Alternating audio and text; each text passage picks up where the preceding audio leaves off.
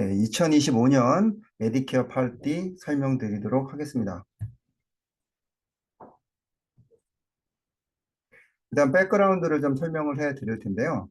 이게 갑자기 결정되고 그 내년부터 시작됐던 건 아니고, 2022년도로 거슬러 올라가면 8월 16일에 바이든 정부에서 큰 그 정치적인 어떤 성과를 내는데, 그 중에 하나가 IRA라는 법안입니다. Inflation Reduction Act라고. 당시 코비드 때문에 뭐 많이 힘들어하고 있을 때, 이때 이제 바이든 정부가 업적을 하나 냈는데요. 이 업적에 따르면 특히 메디케어를 가지고 계신 어르신들을 약값이 워낙에 비싸니까 그거를 낮춰줘야겠다라는 취지 하에 IRA 법안이 이제 만들어졌고요. 그때 만들면서 마일스톤을 만들었죠. 그래서 보통 법안들이 제대로 된 풀리 효력을 발휘하려면 몇 년에 걸쳐 시작이 되는데, 그 중에서 차츰차츰 하나씩 반영이 되고 있는 중입니다. 아마 이 IRA 법안에서 다뤄졌던 모든 내용들이 fully effective 되려면 아마도 한두 해 정도 더 시간이 걸릴 텐데요. 일단은 올해, 그러니까 내년 2025년도부터 적용되는 것 중에 큰 변화가 있는 부분이 파트 D 약보험 부분입니다. 이미 작년부터 저희가 약보험 관련해서는 IRA의 그 효과를 좀 봤는데요. 그 내용을 좀 말씀드리면, 2023년도, 그러니까 이제 작년이 되겠죠. 저 22년도에 AEP 통해서 저희가 상품을 판매하면서, 그리고 2023년도에 고객들과 대응하고 상담하면서 저희가 알려드렸던 내용들이에요. 첫 번째로는 어덜트 백신 같은 경우, 그러니까 어른 대상으로 맞으시는 백신 상품 같은 경우는, 코스트 쉐어링이 없는 거죠. 그러니까 코페이는 있을 수 있지만 코스트 쉐어링 자체가 없이 2023년부터 백신 주사를 맞으실 수 있었고요. 그리고 뭐 많이 아시다시피 파트 D 인슐린 코스트 쉐어가 35불로 캡이 씌워졌습니다. 이전에는 비싼 돈을 주고 인슐린을 계속 이렇게 뭐 복용하시거나 아니면은 인젝션 하시는 분들이 계셨었는데, 그게 23년 1월부터 파트 D에 적용되는 인슐린 같은 경우는 35불로 캡이 씌워져서 매달 35불 이상은 내지 않으셔도 되고요. 그리고 23년 7월부터는 파트 B에 적용을 받는 인슐린 인젝션이나 약도 35불 캡이 적용이 됐습니다. 그래서 이미 올해 그리고 앞으로도 계속 어떤 인슐린 인젝션이든 약을 드시던 간에 35불 먼틀리 캡이 있다는 거, 그거는 어떤 플랜이든 어떤 회사의 어떤 플랜이든 공이 다 공통적으로 적용되는 부분입니다.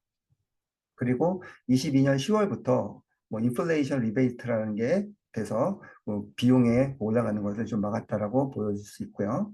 그리고 올해 24년도에 또 적용된 부분들이 있습니다. IRA를 통해서 저희가 고객들이 받은 베네핏을 보면 파머시 네트워크 DIR이라고 되어 있는데, DIR은 아래쪽에 조그맣게 보이시겠지만 Direct and Indirect Remuneration이라고 해요. 그래서 이게 파머시들이 본인들의 판매 업적에 따라 받는 보너스인데, 이 보너스를 정부가 조정을 한 겁니다. 그래서 뭐 너무 많이 팔거나 뭔가 그 업적 때문에 무리하게 판매하거나 하는 내용들을 정부에서 규제를 가한 내용이 있겠고요. 그리고 애뉴얼 인크리즈, 그러니까 내셔널 에버리지 프리미엄 캡을 이제 2029년도까지 어느 정도씩 하겠다라고 미리 플랜아웃을 해놨어요. 그래서 프리미엄을 어느 정도 올리면 안 된다. 파트 D에 한해서 이렇게 되어 있습니다. 현재 파트 D 플랜은 프리미엄 자체가 없는 플랜도 지역에 따라 있고요. 뭐 있다 하더라도 뭐 100불을 넘지 않은 수준으로 대부분 있는데, 2029년까지 그거에 대한 한도를 이미 정해놨다라고 볼 수 있습니다. 그리고 로우 인컴 코스트 쉐어링이랑 프리미엄 서브시디, 그러니까 프리미엄의 그 보조금을 주는 LIS나 이타 등등에 대해서 기준이 전에는 135% 패밀리 퍼버리 레벨이었는데 그게 150%로 올라왔죠, 작년에. 그러면 좀 더 그 약값에 관해서 혜택을 보는 분들이 더 늘어났다, 이렇게 보실 수 있겠고요. 그리고 작년부터 캐러스트로픽 스테이지에 넘어가는 고객들, 그러니까 약을 많이 드셔서 혹은 비싼 약을 드셔서 캐러스트로픽 스테이지에 넘어가는 분들은 더 이상 네, 가입자가 돈을 내지 않습니다. 예, 그게 24년도부터 이미 올해 적용이 되어 있는 부분인데 25년이 되면 또 새로운 변화가 생깁니다. 네, 첫 번째로 말씀드릴 것은 이제 가장 큰 변화인데 저희가 그동안은 파트 D 약값 설명을 드리면서 네 가지의 단계를 설명을 드렸는데 그 중에서 한 단계가 내년부터는 사라집니다. 그 사라지는 단계가 커버리지 갭이라는 단계고 혹은 저희가 주로 도넛 홀이라고 많이 표현을 했었죠. 예, 커버리지 갭 혹은 도넛 홀이라고 불리던 스테이지가 사라지게 됩니다. 그리고 relocation of cost는 이건 사실은 그 고객들한테도 뭐 중요하지만 그러니까 가입자에게도 중요하지만 실질적으로는 인더스트리에 더 임팩이 큰 그런 내용인데 이것도 잠시 후에 제가 설명을 드릴 거고요. 그리고 이 부분 세 번째, $2,000의 맥시멈 트루 아웃 오브 파켓이 생겼다라는 얘기는 저희가 메디컬에도 보면 그 어드밴티지 플랜 보면 전부 다 무비라고 해서 맥시멈 아웃 오브 파켓이라고 자기 분담 한도 금액이 정해져 있습니다. 연 자기 부담 한도 금액. 그런데 그 파트 D는 그런 거 잘 못 들어보셨을 거예요. 실질적으로는 올해도 있기는 해요. 그게 한 3,300에서 3,400 정도 수준으로 되는데 그게 크게 이렇게 회자되지는 않죠. 메디컬 무브처럼. 하지만 2025년도부터는 2,000불로 이제 그 맥시멈 아워러 파켓 이제 표현이 좀 달라요. 여기서는 맥시멈 아워러 파켓이라고 하지 않고 여기서는 추룹이라고 부릅니다. 그 차이는 제가 좀 이따 말씀드릴 텐데 어쨌든 이 추룹이 2,000불이면 더 이상 부담하지 않아도 된다. 가입자가 연 한도가 2,000불로 정해졌습니다.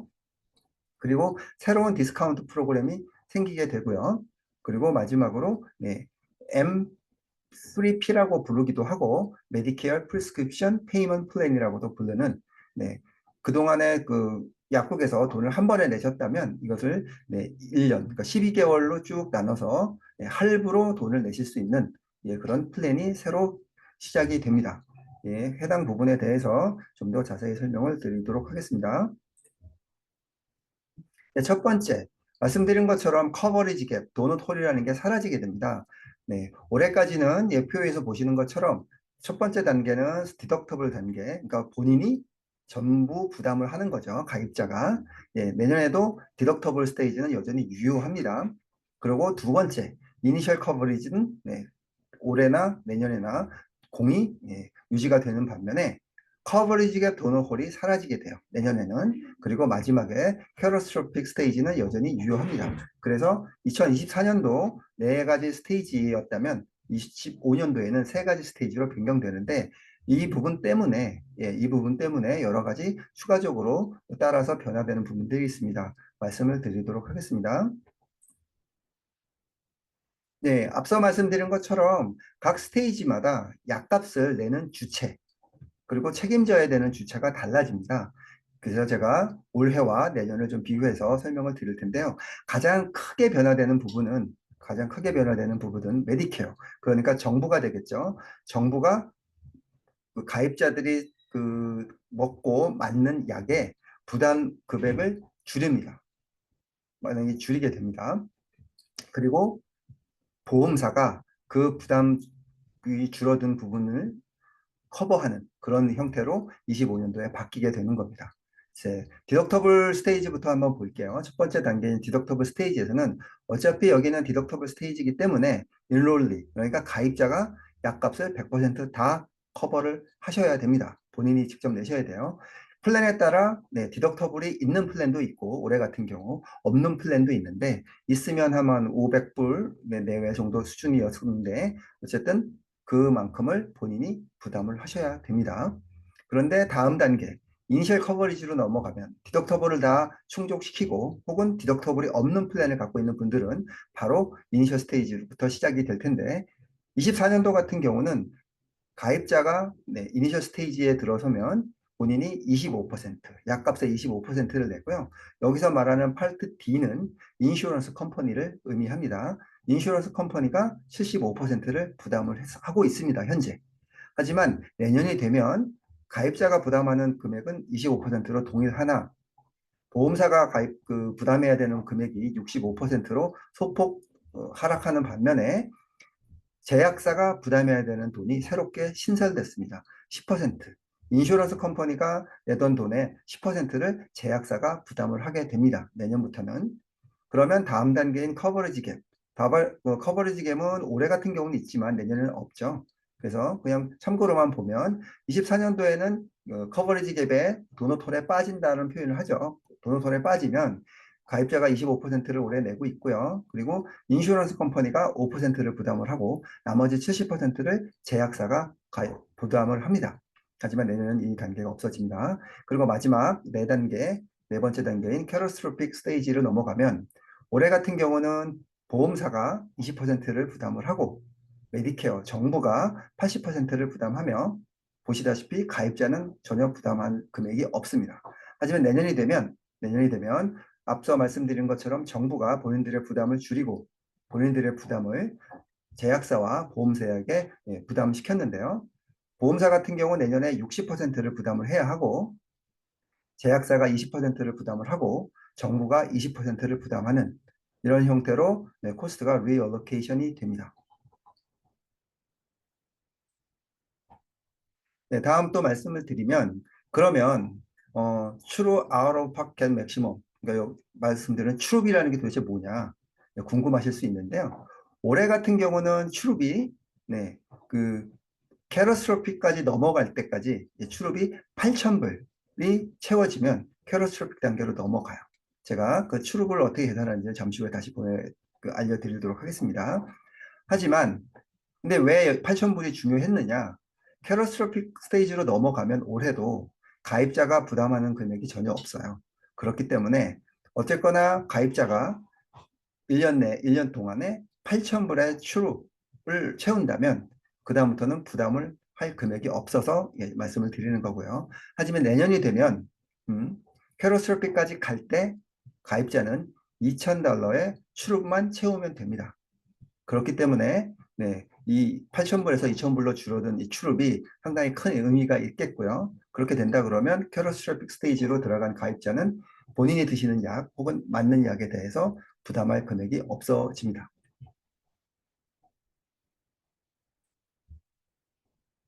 자, 그럼 시나리오를 좀 보면서 말씀을 드릴 수 있도록 하겠습니다. 자, 고객이 한 분 계세요.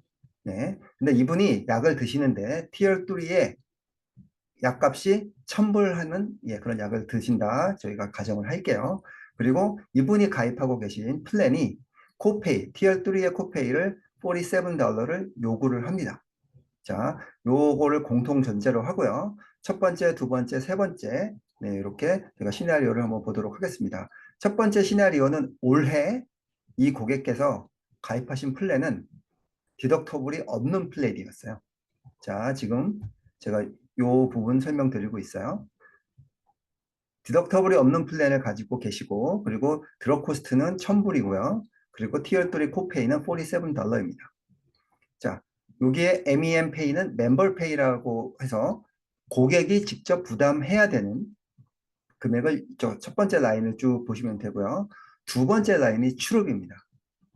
두 번째 라인이 추룹입니다. 그리고 세 번째는 추룹이 accumulated 된 그래서 누적된 금액을 보여드리는 거니까 그냥 이건 참조하시면 되고요. 자, 첫 번째 1월에 1,000불짜리 약을 드시려면 이 1,000불짜리 약은 티어 3 코페이가 $47니까 47불을 내세요. 그렇죠? 하지만 실질적으로 추룹에 카운트가 되는 돈은 1,000불이에요. 왜냐하면 약값이 1,000불이니까. 그렇죠? 두 번째. 두 번째도 2월 달에도 $47, $47, $47, 5월까지 코페이를 쭉 내세요. 이때까지는 도너롤에 빠지지 않기 때문에 이렇게 쭉 계산이 됩니다. 밑에 있는 추룹은 정확한 계산이라고 보기는 어려운데 이해를 돕기 위해서 그렇게 하는 거예요. 약값이 쭉 그냥 1,000불로 쭉 돼서 이때가 되면 5,000불이 되겠죠. 누적 금액이. 자, 그렇게 되면 아까 말씀드린 것처럼 2024년도 도너홀에 들어가기 위해서 추룹이 5,030불이 넘어가면 그때부터 도너홀에 빠지게 됩니다. 그러면 도너홀에 빠지게 되면 앞서 보여드린 것처럼 올해는 25%를 가입자가 부담을 하셔야 돼요. 약값에. 그러다 보니 250불을 내시는 거예요. 약이 1,000불이니까. 그쵸? 그리고 7월에도 250불 내시고 8월에도 250불을 내시는데 밑에 추룹이 조금 다르죠. 추룹은 조금 다릅니다. 왜냐하면 추룹에는 다 포함이 되지만 보험사가 커버하는 거는 빠져요. 보험사가 하는 건 빠집니다. 그래서 아까 5%가 계산이 된다고 했기 때문에 950불, 950불, 950불 이렇게 돼서 누적 금액이 8월이 되면 7,850불, 거의 8,000불에 근접을 하게 됩니다. 그래서 9월 달이 넘어가면 뭐 조금 150불의 차이가 있겠지만 그냥 계산상 보이시기 편하라고 그렇게 계산을 했어요. 고객은 캐러스트로픽 트레스홀드로 넘어갔기 때문에 9월부터는 돈을 안 내세요. 그래서 1년 동안에 총 내시는 돈이 985불이 되는 거고요. 출입 같은 경우도 이제부터는 뭐 계산이 안 된다고 그냥 볼게요. 그래서 한 7,850불 정도 되고. 실질적으로는 누가 냈거나 약값은 누가 냈겠죠. 하지만 이 출입은 뭐 그렇게까지 그걸 계산하는 게 아니고 저희가 트레스홀드에 언제 넘어가느냐까지만 봤기 때문에 여기서 계산을 멈췄어요. 그래서 네, 실질적으로 첫 번째 시나리오 디덕터블이 없는 플랜을 올해 가지고 계신 고객이 드롭 코스트를 1000불 내는 드롭을 티어 3에 코페이 47불을 갖고 있는 플랜을 갖고 계셨을 때 실질적으로 내셔야 되는 돈이 한 985불 된다 말씀을 드렸는데 이분이 그대로 25년도에 같은 약을 드시고 또 디덕터블이 없는 플랜을 가입하셨다. 이렇게 되면 쭉 가는데 이때까지 쭉 가요. 좀 아까는 5월 달까지 됐는데 지금은 10월 달까지 47불을 쭉 내십니다. 왜냐하면 출입 계산법이 달라졌기 때문에 그래요. 네, 출입 계산법이 앞에는 약값이 다 들어왔지만 여기는 약값이 좀 다르게 계산이 되죠. 그래서 누적 금액이 조금 다릅니다. 그렇죠? 그래서 7월이 되면 2,000불이 돼요. 출입이. 그러면서 네, 그 이후로는 돈을 안 내세요.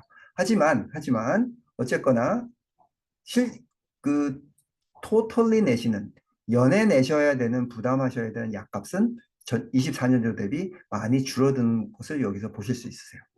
전년도에는 985불을 내셨지만 올해 같은 경우는 내년 같은 경우는 329불을 내시게 됩니다. 그런데 근데 그러면 앞으로는 다 뭐 종업권이 비슷하면 329불이겠구나 하시겠지만 또 좀 다를 수 있어요. 왜냐하면 가입하시는 플랜에 디덕터블이 만약에 있는 경우가 있을 수 있잖아요.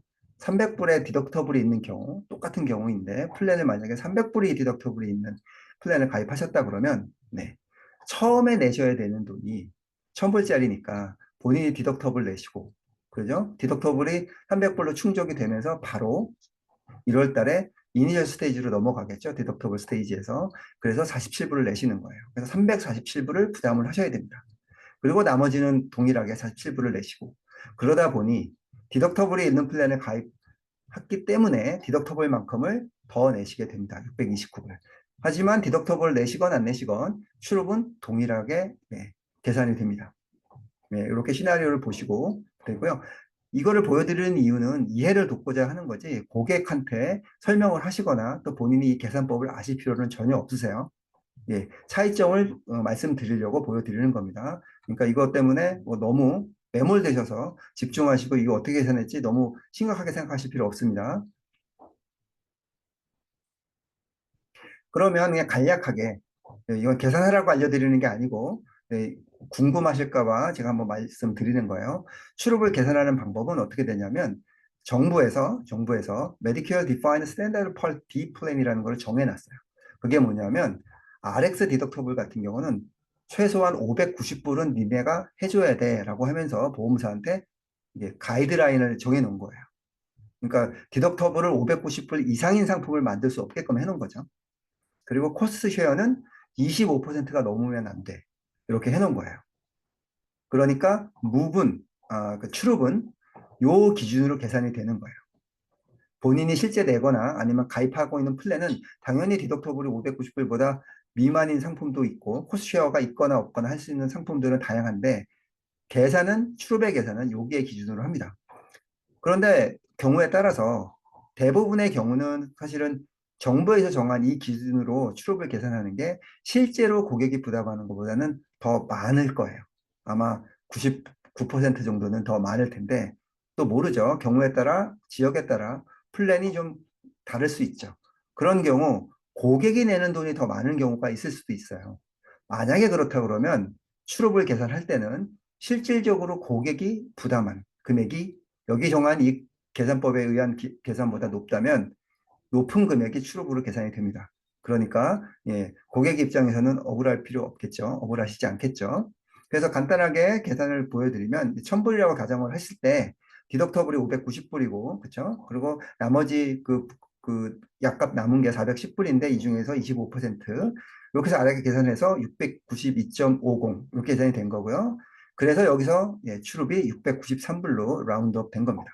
이렇게 계산을 했다라는 거 알려드리고요. 하지만 다시 한번 말씀드리는데 고객한테 이 계산을 해드리거나 본인이 이 계산법을 알아서 뭔가를 하시거나 이럴 필요는 전혀 없으세요. 이해를 돕기 위해서 말씀드렸습니다.